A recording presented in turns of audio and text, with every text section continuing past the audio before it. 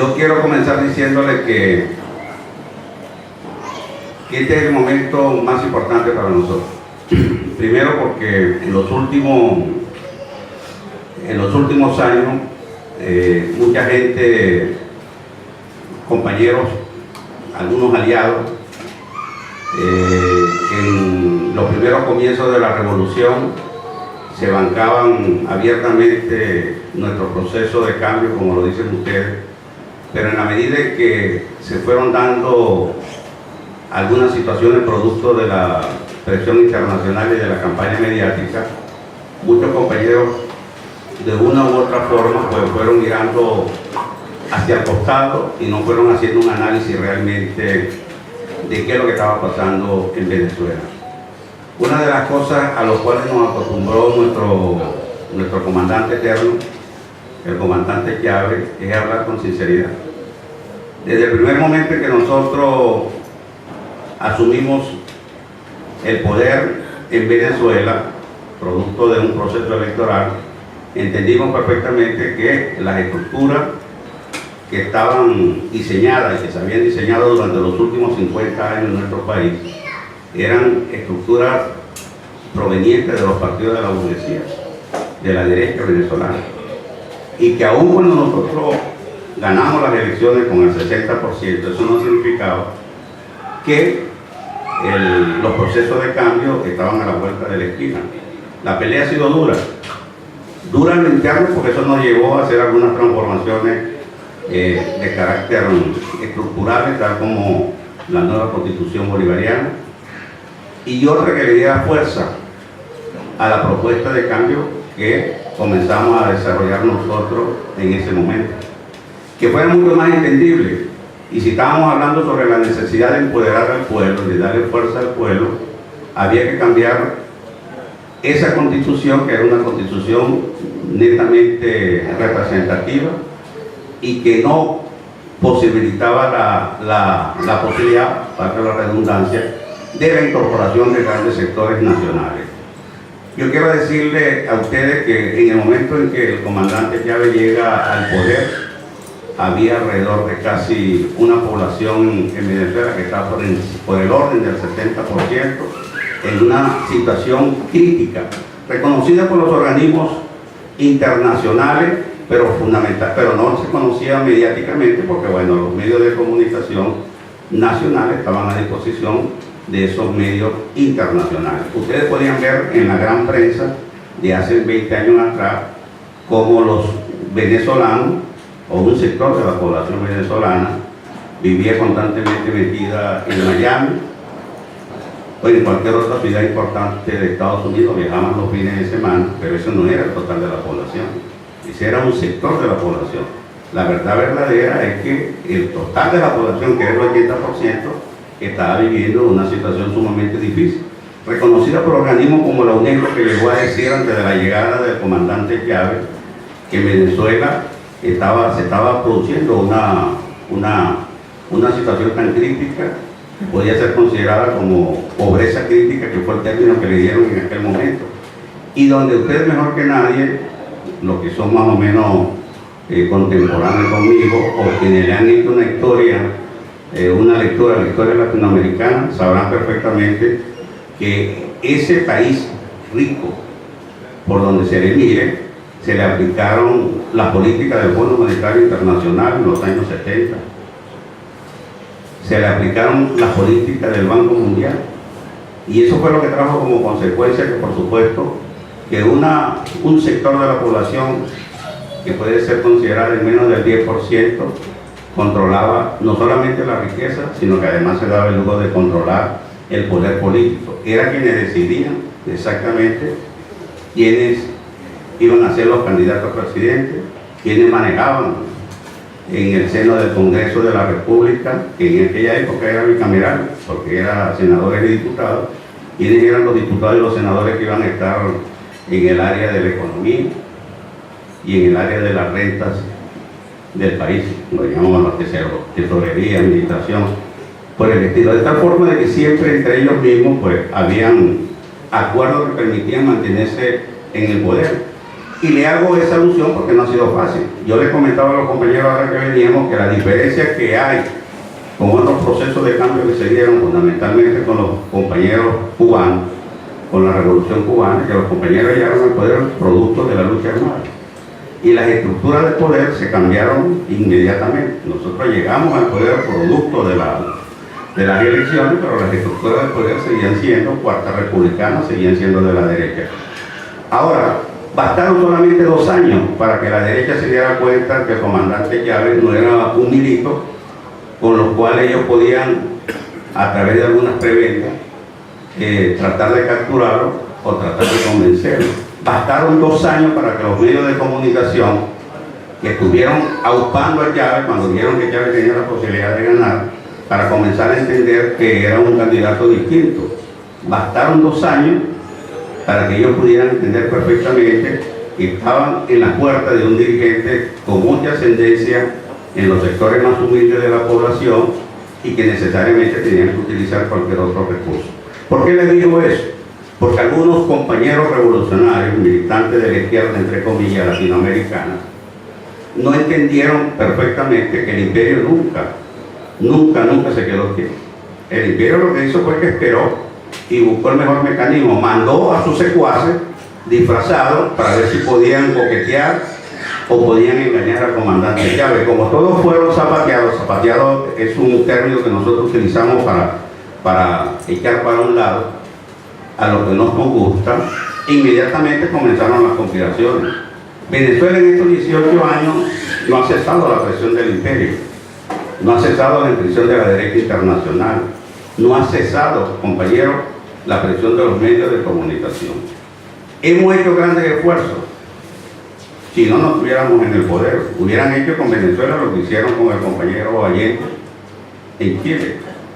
Lo que pasó con Allende, ustedes lo vieron, desde el 2014, además de los golpes de Estado anteriormente, pero desde el 2014 hasta acá, todo lo que hicieron con el compañero Allende para sacarlo del poder, son las guarimbas que han venido diseñando desde el 2013, 2014, 2015, 2016.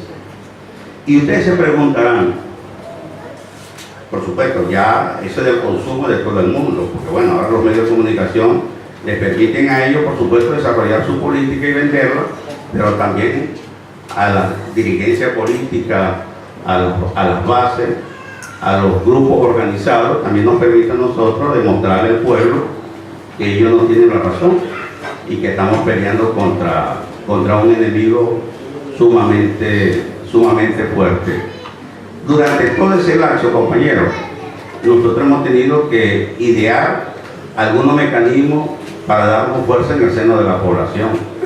Una de las razones por la cual la revolución se mantiene es fundamentalmente porque entendimos que había que desarrollarnos hacia abajo, había que darle fuerza a los sectores populares, había que darle mucho más presencia. Nosotros trabajamos fundamentalmente en el sistema del analfabetismo. Cuando Chávez llegó teníamos alrededor de casi 4 millones de venezolanos que no sabían ni leer ni escribir. Y estamos hablando de un país que para los ojos de la opinión pública era un país sumamente rico y era un país sumamente importante, ¿no? Una población de analfabetos de casi 4 millones de habitantes. El sistema de salud, compañeros, estaba prácticamente colapsado, privatizado. Cualquier persona del pueblo que tuviese la posibilidad de ir a hacerse una tomografía o un examen de seno de las mujeres, no había posibilidad, se le iba el salario a los compañeros y a las compañeras. No, nosotros, con la ayuda de los compañeros cubanos, y eso lo reconocemos y estaremos toda la vida agradecidos del comandante Fidel y de Raúl y del pueblo cubano y de su dirigencia política, ¿no? Le hablamos con claridad y decidimos romper con ese esquema de la privatización de la salud. Nosotros desarrollamos los centros de diagnóstico integral, los CDI, y empezamos a llevar con los compañeros cubanos y luego los compañeros que se nos fueron formando, tanto en Cuba como luego en las universidades nuestras, comenzamos a llamar lo que nosotros decimos los médicos de cabecera. En cada sector, en cada barrio donde había 50 habitantes o 50 familias, ahí teníamos un local. Si no era un local construido por la revolución, era una casa de algún compañero que nosotros le alquilábamos, le ayudábamos a pagar los servicios, y en esa casa vivía y dormía un compañero médico, una compañera empleada y una compañera administrativa. Eso nos permitía a nosotros, estoy hablando de los sectores populares, que a veces le costaba salir en la madrugada y ir a una clínica, ¿no? Se nos enfermaba una señora de la tercera edad o un niño, inmediatamente nada más que tenía que llegar a media cuadra y tocar la puerta. Eso son políticas que nunca les gustó. Nosotros masificamos el sistema de educación superior. Por eso es que hemos resistido. Cuando llegó el comandante Chávez, ¿verdad? Sí teníamos, la educación allá es pública. Es pública. No es que la hicimos pública nosotros, es pública de hace muchos años. Con la diferencia de que estaban a punto de privatizarla. ¿Por qué? Porque había una política de exclusión que se notaba cada año. Cada año había alrededor de casi 20.000 jóvenes venezolanos que no tenían posibilidad de ingreso a las universidades, a su sistema de educación superior. Lo explico. Compañeros que querían estudiar medicina no podían estudiar medicina si no tenían un pariente que fuera médico, porque esos cupos estaban etiquetados solamente para las roscas. Entonces mandaban a los muchachos a estudiar las carreras que a ellos les gustaban. Que el sistema estaba hecho para que los muchachos, desde el punto de vista programático, entendieran que estaban viviendo en un sistema capitalista y no en un sistema para tratar de colaborar y hacer mucho más fuerte a su país, o venir pues a servir a su país. La mayoría de todos esos compañeros se graduaban de médicos o querían estar en una clínica o se iban del país buscando cualquier otro tipo. Esa era la Venezuela realmente. Nosotros logramos superar eso en menos de 10 años, porque ya de allá para acá, bueno, están demasiado instaladas y demasiado trabajando a millón. Nosotros logramos masificar el sistema de educación superior hasta el punto que de esas 10 grandes universidades autónomas, en estos momentos tenemos alrededor de casi 45 universidades. Lo que eran los tecnológicos los convertimos en universidades y diversificamos la educación superior hasta el punto de que hoy en día no tenemos nosotros compañeros estudiantes jóvenes que salen de los liceos y entonces tienen que esperar 2 años a esperar una carrera para poder ingresar al sistema de educación superior. No, inmediatamente entran a la universidad. Eso se hizo en revolución.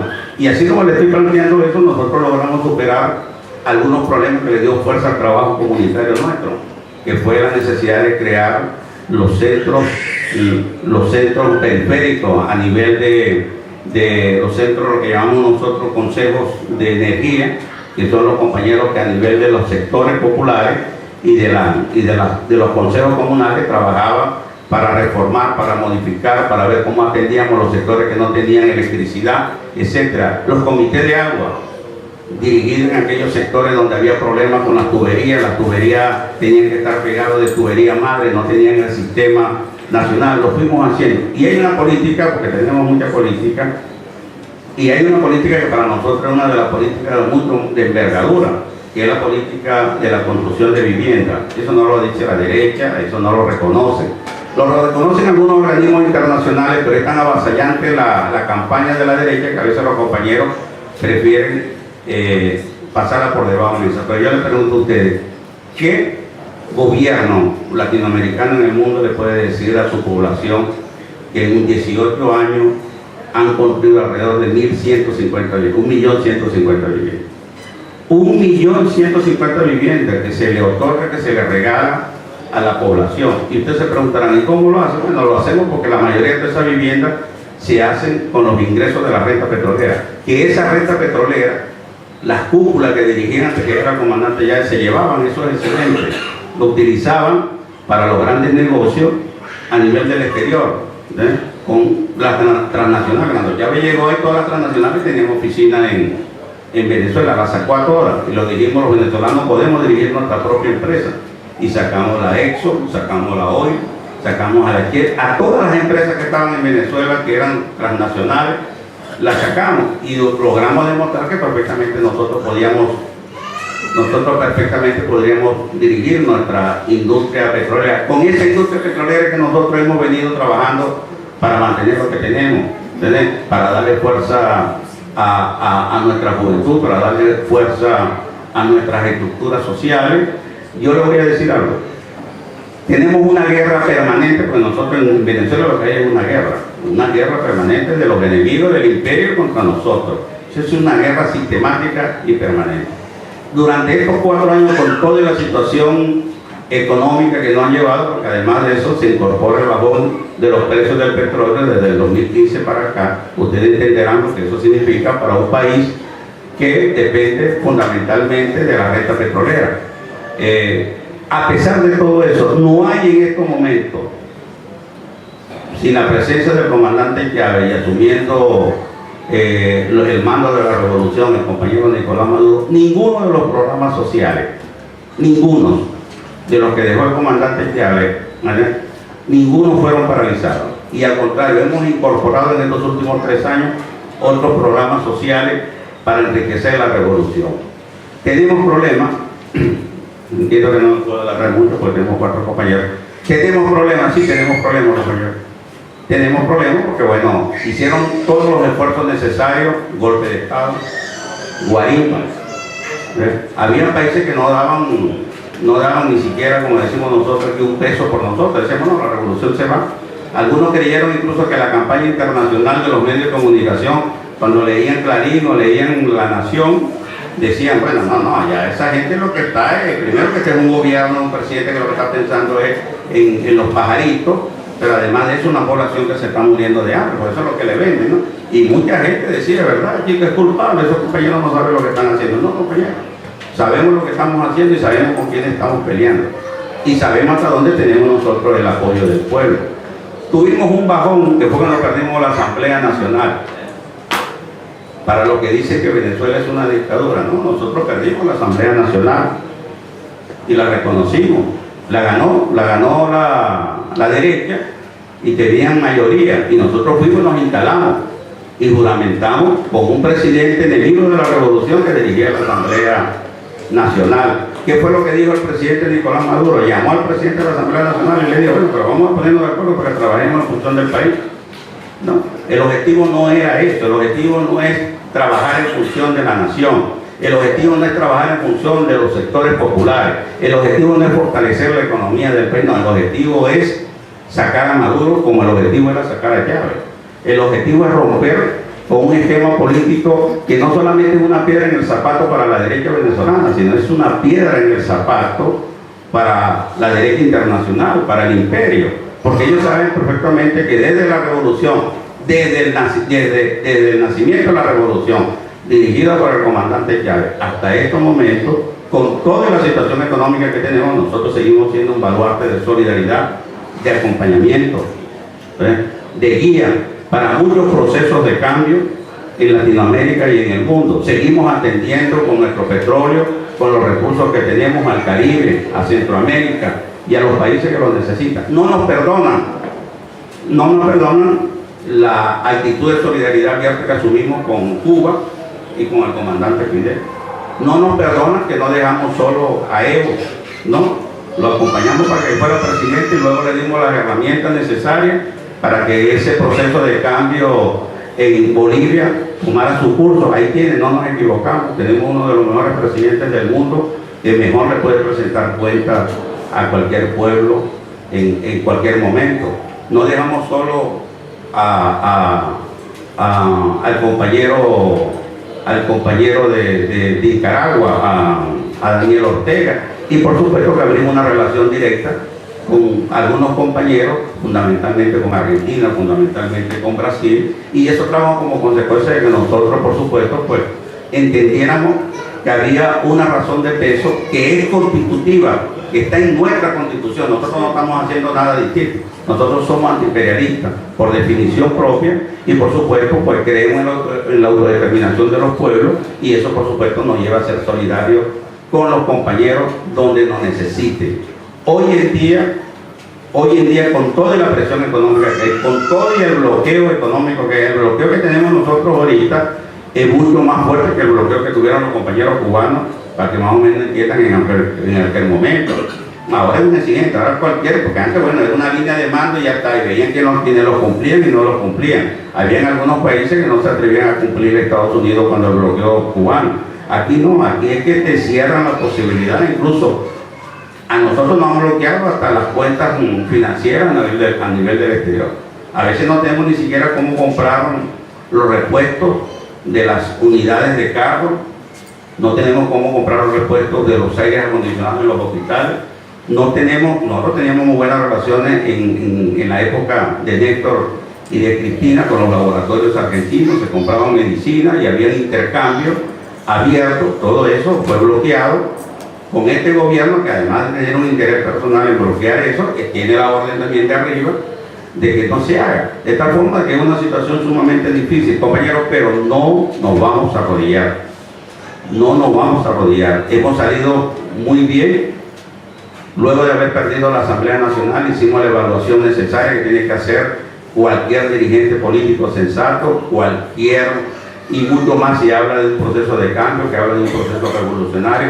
Entendimos que el pueblo nos estaba haciendo un regaño, nos castigó para que enderezáramos y corrigiéramos algunas políticas, las corregimos. Fuimos a un proceso electoral que fue la constituyente en plena guarimba. ¿Ustedes saben cuántos muertos hubo? Ustedes lo vieron en la prensa, lo leían todos los días. No había un medio de comunicación en Argentina, tanto televisivo como la prensa escrita, que no les dedicaran diarios programas completos de 1 hora y páginas completas a hablar de la situación venezolana. Alarmaba, la gente aquí lo veía uno en la calle y decía: no es posible, ese pueblo se está muriendo. No, ese pueblo no se está muriendo, ese pueblo estaba peleando constantemente, y lo demostramos en la Asamblea Nacional Constituyente. En la Asamblea Nacional Constituyente, para llegar a la Asamblea Nacional Constituyente, compañeros, nos quemaron varios camaradas, así como se lo estamos diciendo, no estamos inventando, porque no lo pudieron ocultar después. Trataron de ver que no era así como decíamos nosotros, no, por el simple hecho de parecer militantes del PSUV, o por el simple hecho de tener una franela roja, o por el simple hecho de decir: no me gusta lo que están haciendo, de repente no estoy con los chavistas, pero tampoco creo en eso que están desarrollando. No, por ese simple hecho nos asesinaban a los cuadros nuestros. La mayoría de esos compañeros asesinados son militantes de la revolución, y no ha costado decirle al mundo esa realidad, sino ha costado, porque tenemos la campaña de ellos contra nosotros. Pero tarde o temprano el pueblo va a saber exactamente qué fue lo que pasó, como pasó en el Puente Yagún. ¿Ustedes se acuerdan cuando el Puente Yagún? El puente que tuvieron hasta la osadía de darle un premio al periodista que disfrazó lo que había pasado en el Puente Yagún, ¿no? Y nosotros decíamos que no había sido así, que la revolución en ningún momento había disparado contra ninguna marcha de la oposición. Hicieron una toma fotográfica de televisión donde aparecían algunos compañeros que se estaban defendiendo de unos francotiradores norteamericanos que habían llegado al país, mataron y se fueron inmediatamente, y los compañeros estaban tratando de repeler el ataque, y las tomas audiovisuales pusieron a los compañeros que le estuvieran disparando a una marcha de la oposición. Mire, compañeros, eso le dio la vuelta al mundo. Y nos costó, ¿cuánto nos costó? Nos costó alrededor de casi 2 años, porque a los 2 años un periodista de uno de los canales internacionales, pero que además de eso era funcionario de un canal de televisión venezolana, que era Radio Caracas Televisión, pero él estaba en rector en ese momento. El compañero dijo: yo voy a decir la verdad de lo que pasó. Si ese compañero que tenía presencia internacional y además era muy reconocido en Venezuela y a nivel internacional también, no dice eso, todavía estuviéramos nosotros convenciendo al pueblo de que teníamos razón.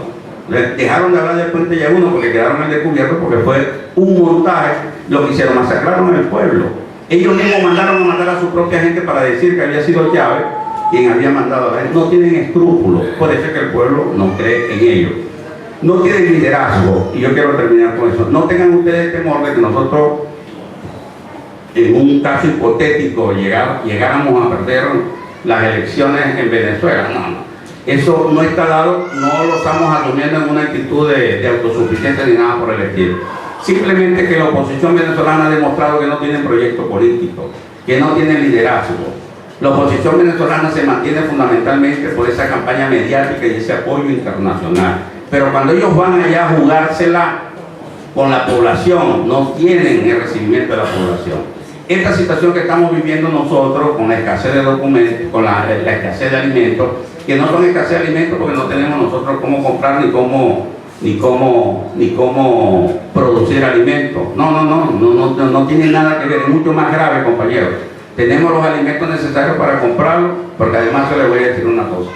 Para la revolución, los artículos de primera necesidad es una prioridad.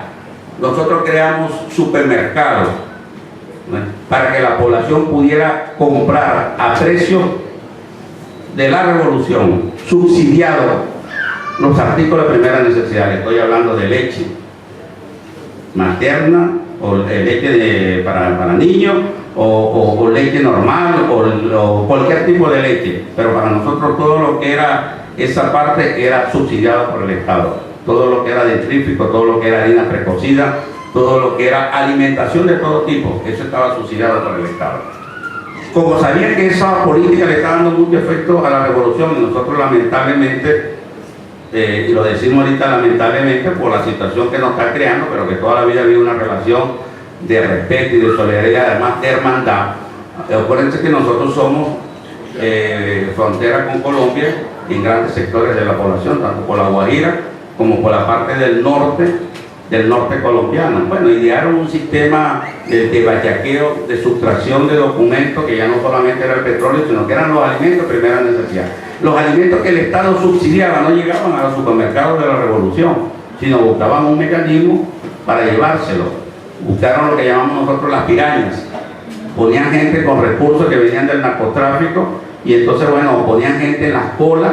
Cuando llegaban a abrir los supermercados, las primeras 300 personas que había eran gente que estaban ahí con recursos, con un camión que lo había dejado, se llevaban la mayoría de la alimentación, y cuando venía la gente a las 7, las 8 de la mañana, ya por supuesto por lo que quedaba era cualquier cosa. Así estuvieron y así fueron destrozando poco a poco a la revolución.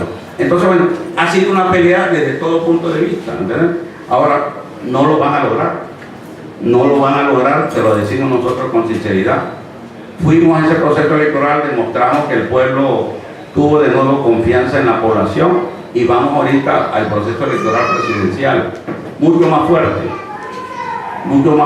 con mucho más sentido, con mucho más acompañamiento por parte de los sectores populares, entendiendo perfectamente que hay que hacer algunos cambios, que hay que hacer algunas modificaciones, pero tengan la seguridad de que a pesar de todo el esfuerzo que hicieron, a pesar del esfuerzo que vienen haciendo, que no solamente lo vienen haciendo con orientaciones directas, sino que además de eso han puesto muchos presidentes latinoamericanos que le sirven de soporte al imperialismo, para que actúen directamente con el Grupo de Lima, o el presidente argentino, o el presidente colombiano, para no dar los nombres, ¿no? O el presidente peruano, que viene toda la campaña que se desarrolló con Venezuela, y mira que salió por corrupto y por bandido, ¿no?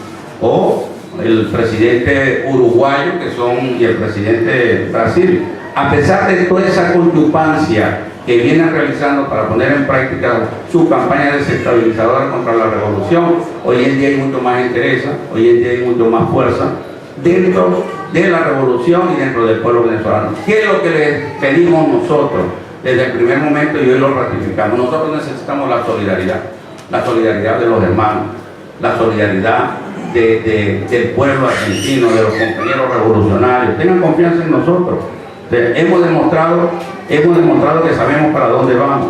Nosotros sabemos que si perdemos Venezuela, va a ser mucho más grave la recuperación en Latinoamérica. Entonces, el ejemplo de Brasil y el ejemplo de Argentina nos pone en una situación un poco delicada. No podemos darnos el lujo de seguir perdiendo fuerza en Latinoamérica. Es el momento de volver a recuperar lo perdido. Es el momento de mostrarle a Estados Unidos de que no somos su partido trasero. Es el momento de volver, corrigiendo los errores, a darnos mucho más fuerza y a fortalecer al pueblo. Vamos a ganar tarde o temprano de nuevo, a recuperar el poder en Brasil. Lo vamos a hacer en Argentina, y tengan la seguridad, compañeros, de que nosotros en Venezuela nos vamos a mantener con un soporte de los procesos de cambio de Latinoamérica. Muchas gracias.